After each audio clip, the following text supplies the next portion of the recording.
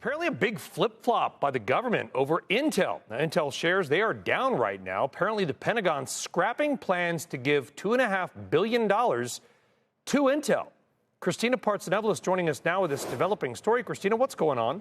Well, Intel was promised money from a defense spending package that was signed over the weekend to support chip production, specifically for military use. But Bloomberg is reporting, like you mentioned, that the $2.5 billion promised by the Pentagon is no longer, with no details on why the funding was pulled.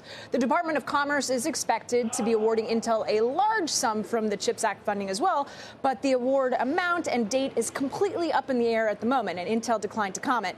A few weeks back, when I spoke with Pat Gelsinger, the CEO, and his team, they were under the impression that they would be getting funding prior to the March 7th State of the Union address by President Biden.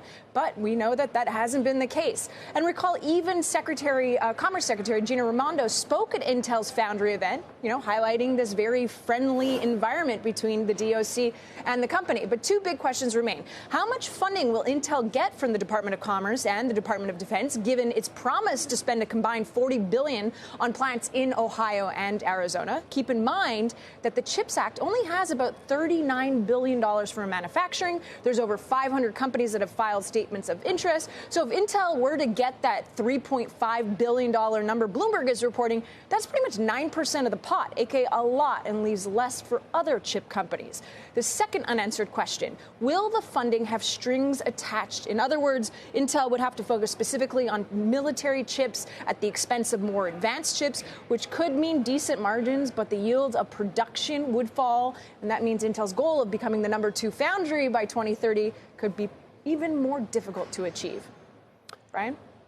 So we know that Intel, because I heard it from Kristina Partsinevelos, I don't know if you talked to her, but I reported back in February that Intel was pulling out of an Ohio or delaying a planned big plant in Ohio, correct? Correct. And so, which was kind of didn't look good in some ways. Now we get this. Are there cracks forming a little bit in some of the planned CHIPS Act spending?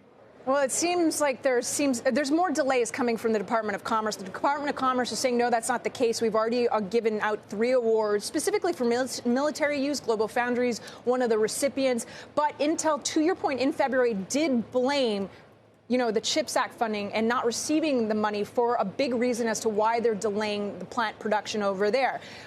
There are rumors President Biden is going to be traveling next week on the West Coast, could be hitting Arizona if he goes over there. Perhaps that puts more pressure on the Department of Commerce to come up with funding, or the DOD to come up with funding for Intel, so that Biden could stand on the soil over there and say that this is a win for manufacturing in America.